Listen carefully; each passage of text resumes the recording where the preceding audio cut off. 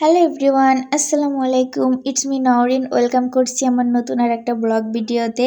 তো তোমাদের সবার ঈদ কেমন কাটলো অবশ্যই আমাকে কমেন্ট করে জানাবা। আমার তো ভালো খারাপ মিলেই আলহামদুলিল্লাহ ভালোই কাটছে।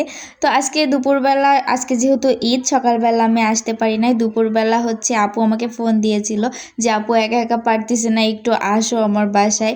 তো ঈদের দিনে তো ওইভাবে কোথাও যাওয়া যায় না, তারপরও আমি রান্না বান্না সব কাজটা শেষ করে আমি আসছি।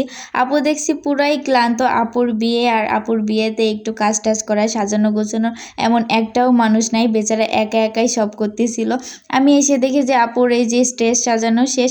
আপুর বিয়েটা আসলে হবে কমিউনিটি সেন্টারে, তবে হলুদের অনুষ্ঠান আর মেহেন্দির অনুষ্ঠান আপু বাসায়ই করবে, এই জন্য নিজেদের মতো করে ডেকোরেশন করতেছিল। তা আমি এসে আপুর একটু ফুলগুলা গেঁথে দিলাম, মালাগুলা গেঁথে দিলাম আর বেলুন ফুলিয়ে দিলাম কিছুটা।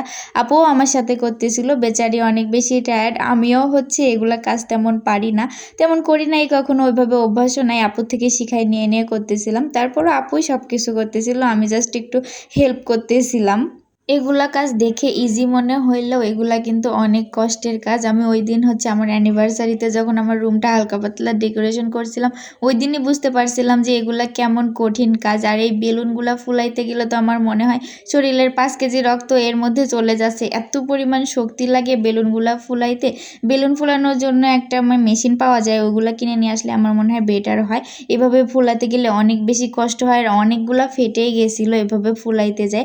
যদিও আমার কাছে ফাটেনি একটাও, আপুর কাছে বেশি ফাটছে। আমি তো একটু ফুলাইতে পারি, আপু একদমই পারে না, বারবার নিচ্ছিল আর ফেটে হচ্ছিল না, এরকম হচ্ছিল।